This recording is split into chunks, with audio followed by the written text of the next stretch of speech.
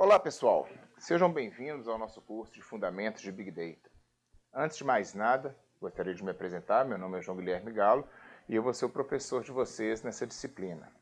É muito importante, logo nesse começo, a gente ter um alinhamento de expectativas, o que a gente espera ver nessa disciplina, até onde a gente pretende ir e também o que não vai fazer parte do escopo nesse momento. Como é uma disciplina de fundamentos, a ideia é dar uma visão geral do assunto, apresentar um pouco dos desafios que são apresentados quando a gente começa um trabalho em cima de Big Data, das alternativas que a gente tem, tanto em termos de tecnologia, como soluções que já foram empregadas aí pelo mercado ou que estão sendo desenvolvidas, e também dar uma noção de até onde se pode ir. A gente não vai tornar especialista em tudo, em todas as tecnologias, em todas as possibilidades que tem, porque seria impossível dentro de um curso de 10 horas. Né? A gente tem pós-graduação completa sobre o tema, a gente tem cursos específicos sobre cada uma dessas tecnologias. Então, a ideia aqui é a gente ter uma noção geral. Nós vamos apresentar as principais ferramentas, vocês vão ter a oportunidade de conhecer um pouco dessas tecnologias e, obviamente, a partir dali, começar a colocar em prática e entender um pouquinho de como que todas essas ferramentas, todas essas tecnologias, todas essas práticas podem ser empregadas dentro da sua realidade, dentro das suas empresas, dentro daquilo que vocês pretendem fazer. Nesse primeiro capítulo, nós vamos tratar dos conceitos gerais. Né? Nós vamos fazer uma contextualização, vamos ter algumas definições, para que a gente fale a mesma língua ao longo do curso. Vocês vão ver que muito do que a gente vê aqui, às vezes, tem um pouco de versões diferentes, algumas abordagens diferentes, de acordo com o cenário onde você está inserido. A verdade é que esse tema se tornou um tema muito falado e onde pouca gente realmente sabe do que se trata. Onde você vai, tem alguma reportagem, alguma revista técnica, algum artigo científico ou algum tipo de conteúdo produzido por pessoas que não têm grande conhecimento na área, mas que de uma forma ou de outra estão sendo impactados por isso. Vamos começar? Bom, como eu falei, a primeira parte vai ser justamente essa contextualização. Vamos tratar um pouquinho do que tem de Big Data nos dias de hoje, as projeções para os próximos anos, o que aconteceu nos últimos anos, e vamos entender um pouco do desafio que é o tamanho dos dados. Muitas vezes, quando a gente começa a falar de Big Data, a gente perde um pouco a noção do que é o tamanho desse desafio. Obviamente, quando a gente falava de dados há algum tempo atrás, a gente tinha uma noção de um determinado volume. Hoje, esses volumes se tornaram irrisórios. Por exemplo, quando a gente começa a falar de como que esse termo se tornou popular. Quando vocês analisam aqui esse histórico de consultas no Google a respeito do tema de Big Data, a gente vê que até o ano de 2011 eram relativamente poucas consultas e num nível mais ou menos estável. A partir dali, a gente passa a ter um boom, onde há um crescimento exponencial dessas consultas sobre o tema, ou seja, cada vez mais esse tema passou a ser mais relevante para as pessoas. Isso também se reflete na mídia em geral. Quando a gente busca aí capas de revista nos últimos anos, a gente vai ter desde revistas que têm uma linha bem mais técnica, né, ou mesmo científica, até linhas mais populares como e de interesse, né, de mundo geek, de mundo de pessoas que se interessam pelo ambiente de tecnologia, chegando a revistas que são consideradas revistas para o público geral. Né? Revistas que tratam de economia, revistas que tratam de notícias do dia a dia, revistas de variedade.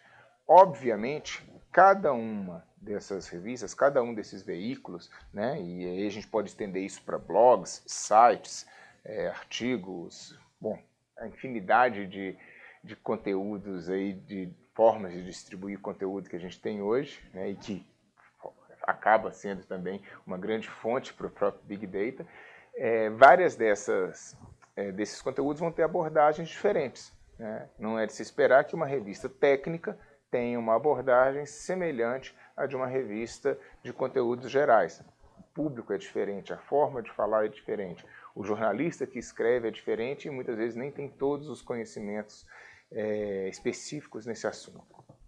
Então, é importante a gente entender de onde vem a informação que a gente está consumindo, né, o quão ela é específica, rigorosa tecnicamente falando, o quanto ela às vezes ajustada para o público que vai ler e o quanto que quem produziu aquela informação também pode não ter um conhecimento pleno daquilo que está falando. Primeira coisa, né, que eu gostaria que a gente tivesse uma noção é quando eu falo que tamanho importa, né, principalmente quando a gente fala aqui, né, de dados onde a gente tem aqui, por exemplo, esse pontinho aqui seria 1 gigabyte. Né?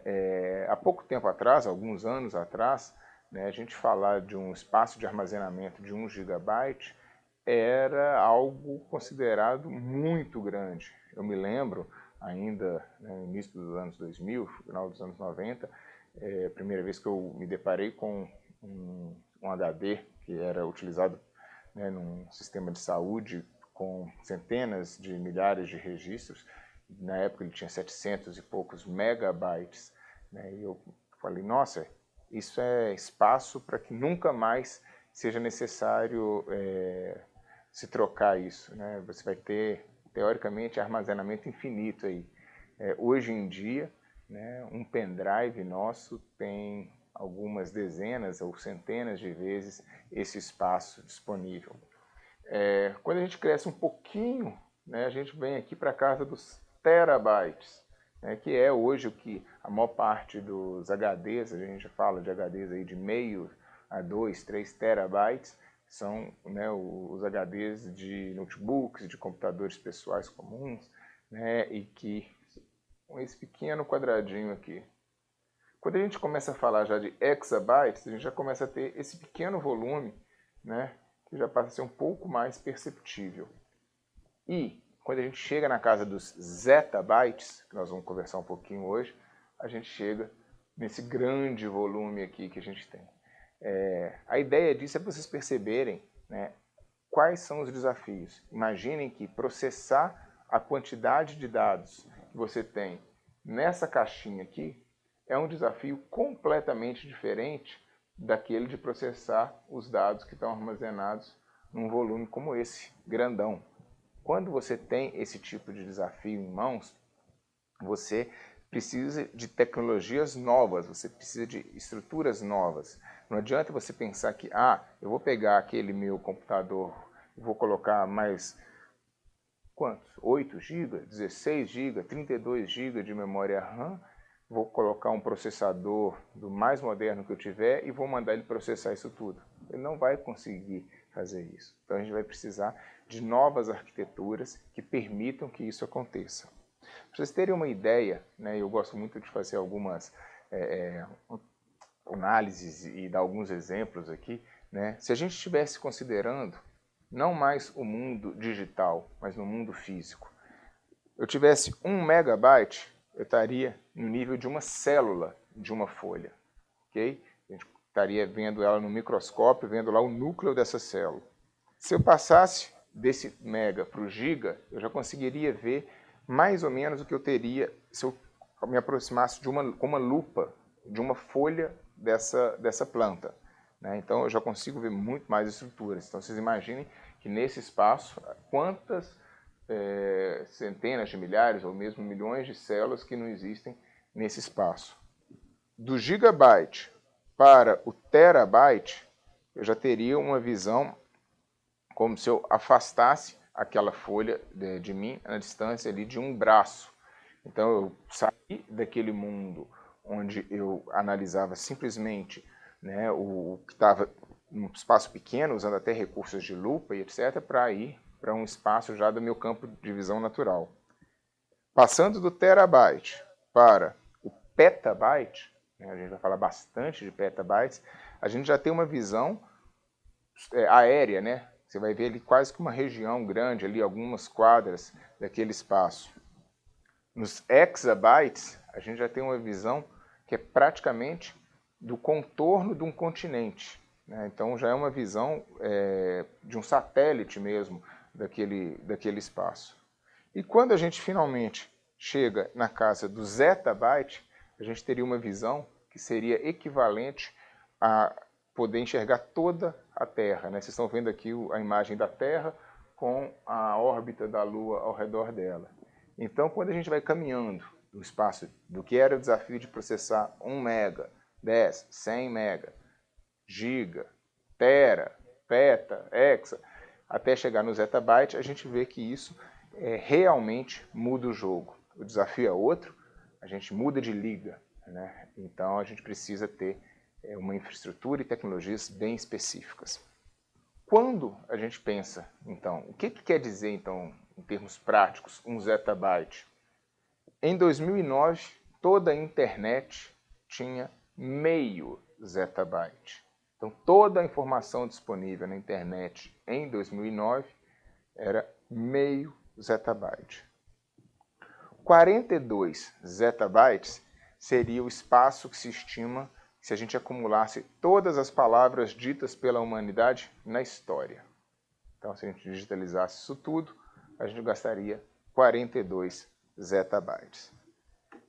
E quando a gente começa a pensar nesse ritmo de crescimento, a gente projeta para 2025, né, segundo o IDC, né, um volume próximo aí já de 160 zettabytes sendo produzidos. Então vocês imaginam, tudo que existia na internet em 2009 era meio. Para 2025 nós estamos falando de 160. É um crescimento absurdo, né? E aí a gente começa a tratar como se fosse a nova Lei de Moore. A Lei de Moore surgiu nos anos 80, quando, né, um diretor da IBM falou que era necessário que a capacidade de processamento dobrasse a cada 18 meses para que os computadores continuassem ocupando o espaço que eles precisavam para eles conseguirem cumprir os desafios. Hoje em dia, a gente vê isso acontecendo com o volume de dados produzido. Não basta mais a gente aumentar o número de cores dos processadores, não basta mais a gente aumentar o clock desses processadores. A gente precisou desenvolver novas formas de processamento paralelos, de usar nuvem, de usar uma série de outros recursos para poder conseguir processar isso. Quando a gente pensa aí em 2018, né, a gente já fala de cerca de 25 zettabytes sendo produzidos, né, e esse crescimento aparentemente vai se manter aí pelos próximos 10, 15 anos pelo menos. Então, mais uma vez, o que a gente vai precisar fazer é mudar o paradigma, a forma de trabalhar, né? Aquele modelo que era utilizado para solucionar os problemas que eram feitos até, né, o início ali do século XXI, não consegue mais endereçar essa produção de dados que a gente tem a partir dali. Pessoal, essa foi a nossa primeira aula. A ideia aqui era contextualizar vocês um pouco do que é o Big Data, de quais os desafios que se apresentam e de como que a gente pode aproveitar dessas tecnologias para o nosso dia a dia, né? Não dá mais para fazer as coisas do jeito que elas eram feitas antes. Espero vocês na nossa próxima aula. Um grande abraço.